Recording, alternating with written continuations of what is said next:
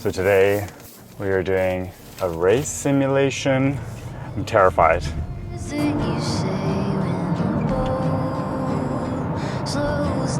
My breakfast, I had some eggs this morning. Typical bagel, coffee. I'm probably not going to have on race day. I'm likely going to have like oatmeal or something instead. Today I'm also going to switch outfits. I'm not going to wear my tri-suit solely because I need to carry like my phone in case of emergencies, and my tri-suit only has 2 pockets, so it's not ideal. So while today won't be perfect conditions, mostly testing just how I feel going from the swim to the bike to the run. Just gonna do 1 loop of the swim at Kids Beach that we usually do. The bike, we're aiming for around 60 to 65 kilometers. The run is gonna be about 14K at race pace, and then 2K kind of cool down. So that's the plan today. And let's see how we execute. This week of training it was relatively chill. I did do 1 bike session earlier in the week. That was really hard. 5 sets of 5-minute intervals. Oh my God. I did it. It was better than last week when I struggled. I really had to dig deep on that. And we did do an interval workout run, a swim session, and then Friday I did go to the gym, but for the most part, since Friday, I've just been chilling. And then the next 2 weeks, we'll be tapering until race day. The last few nights we've been out late for a friend's birthday, so my sleep has not been great. I guess when you get old, if you're not consistent with your sleep time, oh man, you wake up and you feel so hungover. Oh, my brain is just foggy. It took me so long to get out today because I lost the keys for the car. Getting old sucks. Just got to the beach. Just gonna use the washroom and then get ready to go. It's a bit windy today.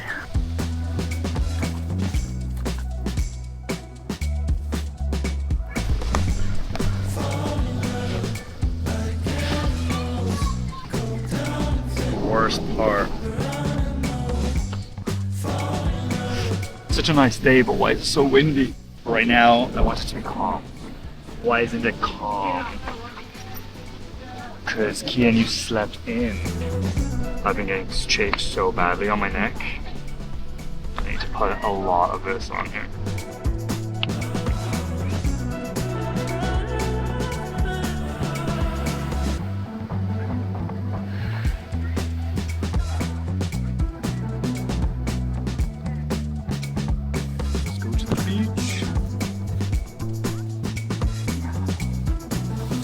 Do this. Race sim.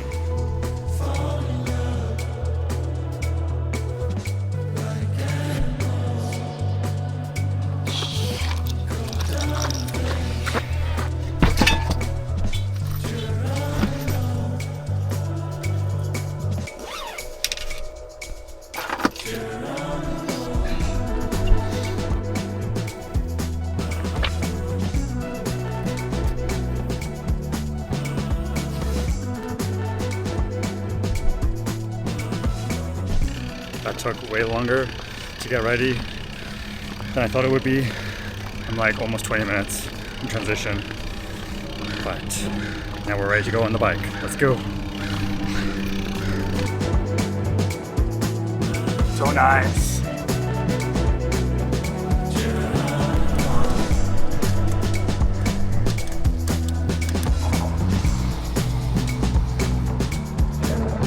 These hills are killing me, man. Jeez, I forgot how hilly this was. Bike done. Change quickly and get this run complete. Oof. Such a long day. We're just done. Transition. Now start the run. Let's go.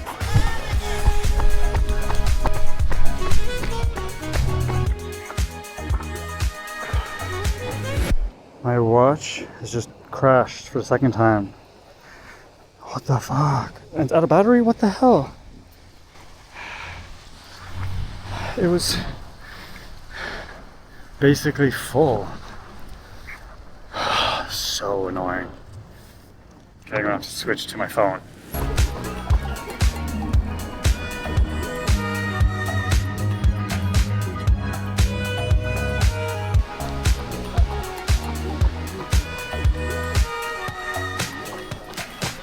Run done.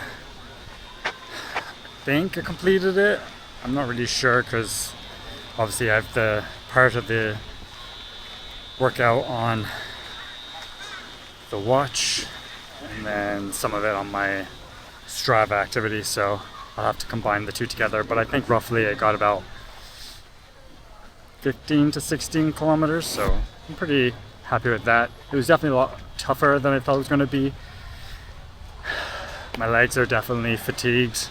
The hills on the bike definitely made me work more. And there was even like some hills on the run there. I was not expecting to see whales. That was pretty sick. It was so funny because I came around the corner and then I was like, what's everyone staring at? Until I saw the whales and I was like, that's awesome. I don't think I've ever seen them here. And I've been living in Vancouver for over 10 years, so stoked. But yeah, that's today's race simulation. I have lots of thoughts, which I'll get to it in the car. All right, that's today's race simulation complete. I don't know the results of how each one went because my watch is completely fried. It wasn't like, it was at least 70% full. So like, I don't know why it wouldn't survive, you know, a mini triathlon, the auto lap change or transition.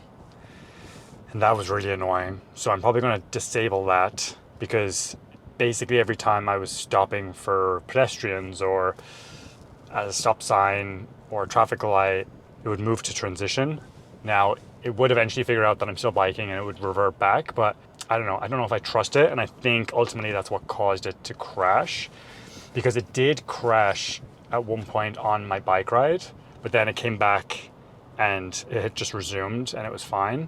So, but the swim itself, like, it was very choppy today, like so many waves, and it was so hard to one sight, but there was definitely points where I was like getting like vertigo or like seasick because it was just going up and down. But for the most part, I was keeping it comfortable, you know, trying to push the pace as much as I can, but at the same time, you know, because it was so choppy, I was like, I'm just trying to get there safely. And so yeah, there was definitely points where I had to stop and just like find where the buoy was and then just keep going. But overall, it was a lovely swim, nice and comfortable. And so, yeah, gone through transition. That took so long to take off my wetsuit, you know, get changed.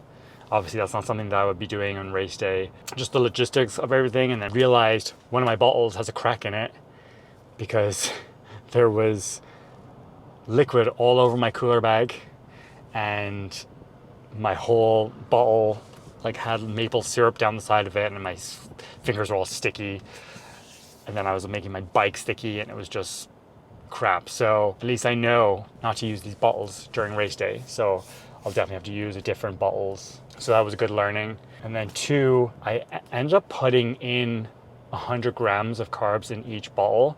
Now I think that might have been a bit too much because I also took a gel in transition before the run, and my stomach was feeling a bit off during the run, and I'm starting to get some stitches, and that's not ideal. Maybe I didn't need the gel during transition, and I would have been fine waiting for 30 minutes, because when I did have a gel at 30 minutes, that's when I was starting to feel like, oh, my stomach is maybe getting too much sugar, and I need to cool it off a bit. So yeah, I end up like only taking the one gel at roughly 30 minutes. I think it was 30 minutes because again, my watch crapped out and I don't know when it did crash, guesstimate it. I'm hoping that when I plug the watch in, my activity will be saved and it'll have all the other data, because I don't know, again, how well the bike went.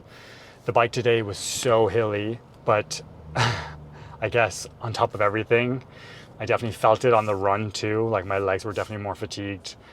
And I think also going into this, I knew that this is the last peak week.